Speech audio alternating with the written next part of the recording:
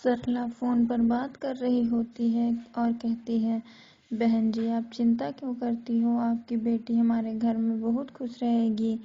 जैसे हमारे घर में बड़ी बहू खुश रहती है, इस तरह हम आपकी बेटी का और भी अच्छे से ख्याल रखेंगे। सरला इतना कहकर फ़ोन काट देती है, जिसके बाद वह अपनी बड़ी बहू से कहती है, यहाँ खड़ी खड़ी मेरा मुँह क्या देख रही हो, जल्दी जाओ नाश्ता रेडी करो, उसके बाद हमें आज शॉपिंग के लिए जाना है। तुम्हारे देवर की शादी का दिन आ रहा है और तुम ज़रा भी ध्यान नहीं दे रही हो कामों पर। बड़ी बहू कहती है, ठीक है माँ जी, मैं जल्दी से सभी को नाश्ता करवा देती हूँ, उसके बाद हम लोग शॉपिंग के लिए चलेंगे। सुप्रिया घर में सभी को नाश्ता करवा देती है, जिसके बाद सरला अपनी बड़ी बहू सुप्रिया को शॉपिंग पर लेकर जाती है। सुप्रिया बहुत सुंदर और गोरी थी, जहाँ वह शोरूम में जाकर एक बहुत प्यारे लहंगे से को देखने लगती है और कहती है, कितना प्यारा लहंगा है ना माँ जी, क्यों ना यह लहंगा मैं देवर जी की शादी में पहनूं। सरला कहती है, तेरा दिमाग खराब हो गया है, अभी मेरे छोटे बेटे की शादी में बहुत सारा पैसे लगाने के लिए चाहिए और मैं इस तरह पैसे खराब नहीं करूँगी। बजट के हिसाब से कोई कपड़े देख ले, वरना वह भी नहीं मिलेंगे।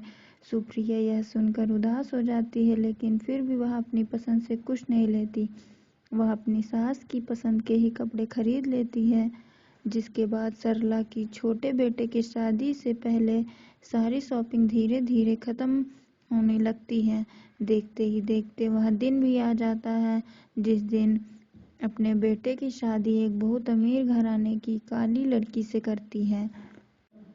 श्वेता अपनी माँ से कहती है, मैं कैसी लग रही हूँ, आपको पता है यह पार्लर वाली ऑस्ट्रेलिया से आई है मेरा मेकअप करने। उसकी माँ सोचती है, ऑस्ट्रेलिया से आने के बाद भी यह तेरी ब्लैक ब्यूटी को छुपा नहीं पाई। श्वेता कहती है, क्या हुआ, मैं ऐसे पुतले की तरह बनकर क्यों खड़ी हो, कुछ बोलती क्यों नहीं हो। उसकी माँ कहती है, ओहो मेरी काली गुड़िया कितनी प्यारी लग रही है, मेरी काली बेटी को एक काला टीका लगा देती हूँ।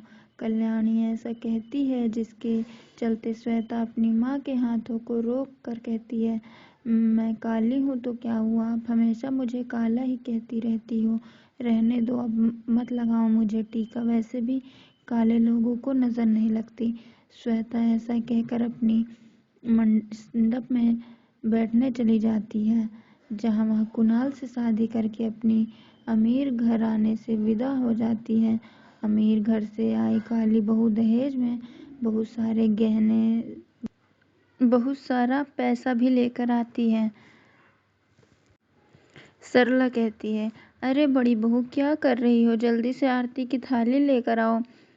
छोटी बहू पहली बार घर पर आई है, उसका गृह प्रवेश अच्छे से होना चाहिए। सरला अपनी बड़ी बहू से अपनी छोटी बहू का गृह प्रवेश करवाती है। जिसके बाद घर के अंदर आते ही एक डायमंड का नेकलेस श्वेता अपनी सास को तोहफे में देती है और कहती है, खास ऑस्ट्रेलिया से मंगवाया है आपके लिए सासू माँ जी, यह लीजिए डायमंड का नेकलेस। सरला की आंखें फटी की फटी रह जाती हैं और सरला कहती है, कितना प्यारा नेकलेस है, सच में मेरी छोटी बहू तो लाखों में एक है। इधर सरला अपने मुंह से अपनी काली बहू की तारीफें करते हुए थक नहीं रही थी। उधर शादी में आए हुए मेहमान जैसे ही काली बहू को देखते हैं तो आपस में बातें करने लगते हैं।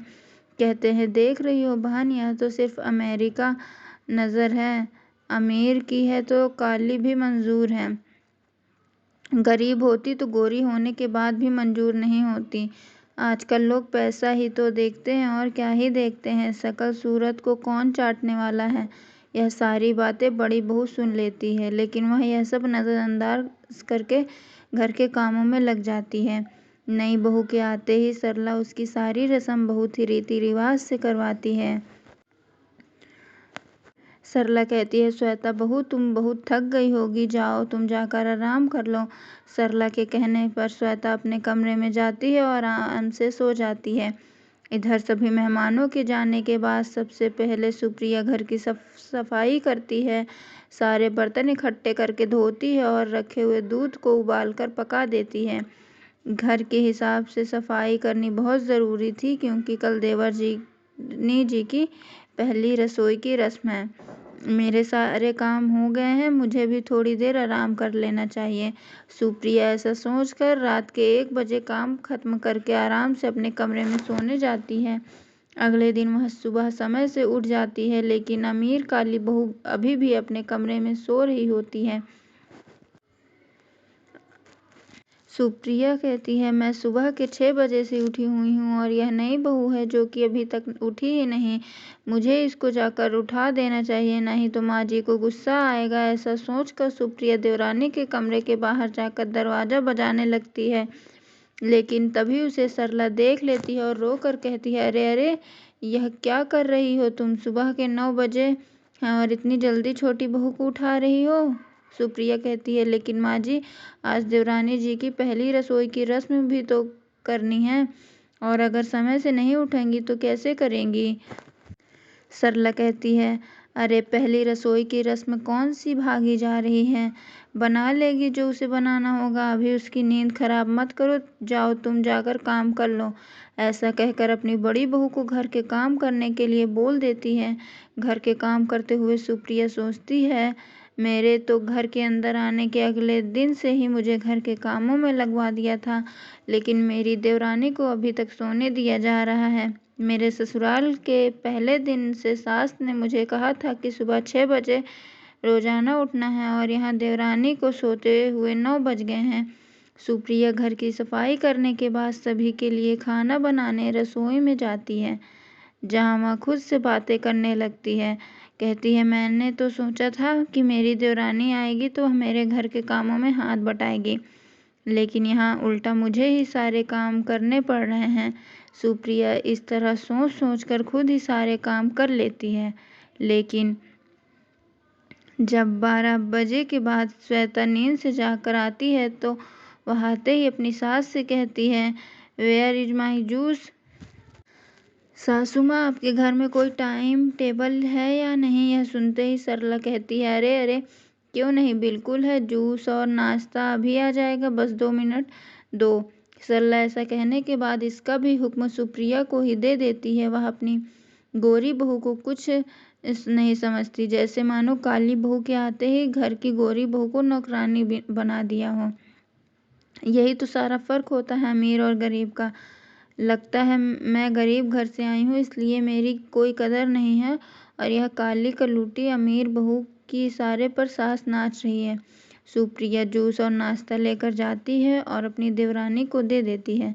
इसी तरह रोजाना सरला के सारे काम तो अपनी बड़ी बहू से करवाती और छोटी बहू से कुछ नहीं करवाती। श्वेता कहती है, माँ जी, मैंने मॉल से कुछ मंगवाया है, उसमें ज़रा की साड़ी आने वाली है, आप ले लेना और एक मैं ले लूँगी, हम दोनों किटी पार्टी करने चलेंगे। श्वेता इतना कहती ही है तभी डिलीवरी बॉय डिलीवरी लेकर आ जाता है। श्वेता दरवाज़ा खोलती है और डिलीवरी बॉय को पैसे देकर दोनों साड़ियाँ ले लेती है। सरला कहती है, वाह बहू, ये साड़ी तो बहुत अच्छी है, आखिर कितने की है? श्वेता कहती है, यह साड़ी ज़्यादा महंगी नहीं है, हमारी सिर्फ एक साड़ी 3,000 की है। ये सुनते ही सरला की आंखें फटी की फटी रह जाती हैं, क्योंकि आज तक उसने 500 और 1000 से ज़्यादा की साड़ी नहीं पहनी थी। वह खूब सरला कहती है, बहू, तूने तो मुझे अमीरों के शौक भी पूरे करवा दिए। सरला अपनी अमीर बहू के साथ इतना खुश थी कि उसे अब अपनी बड़ी बहू नज़र ही नहीं आती। वो रोज़ाना नौकरानियों की तरह काम करने की वजह से सुप्रिया बहुत ज़्यादा थक जाती और वह अपना सामान पैक कर लेती है और कहती है, बस अब बहुत हुआ, मैं इस घर में नहीं रहूँगी। जहाँ मेरी कोई कदर नहीं, वहाँ मेरा वजूद नहीं। सुप्रिया घर छोड़कर चली जाती है, जिससे सरला पर कोई भी असर नहीं पड़ता, लेकिन कुछ ही दिनों बाद सीढ़ियों से उतरते हुए उसका पैर फिसल जाता है और उसका एक एक्सीडेंट हो जाता है, जिसके चलते उसके पैरों में फ्रैक्चर आ जाता है। डॉक्टर कहता है, सरला जी, अब आपको हफ्ता 15 दिन तक तो बेड रेस्ट करना ही होगा, तभी आप ठीक हो पाओगी। डॉक्टर दवाइयाँ देकर चला जाता है। कुछ घंटे बाद सरला को बहुत तेज प्यास लगती है, लेकिन वह उठकर एक गिलास पानी तक नहीं ले सकती थी और कहती है, कोई मुझे पानी पिला दो, बहुत ज़ोरों से प्यास लगी है। हे भगवान, कोई भी नहीं है। तभी उसके कमरे के पास से श्वेता गुजर रही होती है। वह उसे आवाज़ लगाकर बुलाती है, श्वेता बहू, मुझे एक गिलास पानी तो देना। श्वेता कहती है, क्यों, मैं तुम्हारे बाप की नौकर हूँ जो मैं तुम्हें पानी दूंगी? पानी चाहिए तो खुद खड़ी हो ले लो, मैं किसी का काम करने के लिए यहाँ नहीं आई हूँ। श्वेता ऐसा कहकर वहाँ से चली जाती है और यह सुनने के बाद सरला को बहुत बुरा लगता है और उसे अपनी गलती का एहसास होता है। वह कहती, अगर बड़ी बहू होती तो मुझे इस हालत में देखकर मेरी सेवा में लग जाती, लेकिन मेरी ही गलती है कि मैंने अपनी अमीर बहू को सिर पर बिठा कर रखा है और अपनी गोरी बहू को घर की नौकरानी बना दिया। अगर मैं उसके साथ ही भेदभाव न किया होता तो शायद आज वह यहीं पर होती। सरला बहुत परेशान थी और वह अपनी गलती के चलते रोने लगती है। तभी उसे अपने बगल में फ़ोन रखा हुआ दिखाई देता है। वह अपनी बड़ी बहू सुप्रिया के मायके में फ़ोन करके उसे अपनी हालत के बारे में बताती है। सुप्रिया सब कुछ छोड़कर अपनी सास को देखने फ़ौरन चली आती है, जहां उसकी अच्छी से सेवा करती है। कुछ समय जैसे ही सरला बिल्कुल ठीक हो जाती है, वह अपनी अमीर और गरीब बहू के बीच के भेदभाव को हमेशा के लिए ख़त्म कर देती है और इसी के चलते वह अब खुशी खुशी अपनी दोनों बहुओं के साथ रहने लगती है।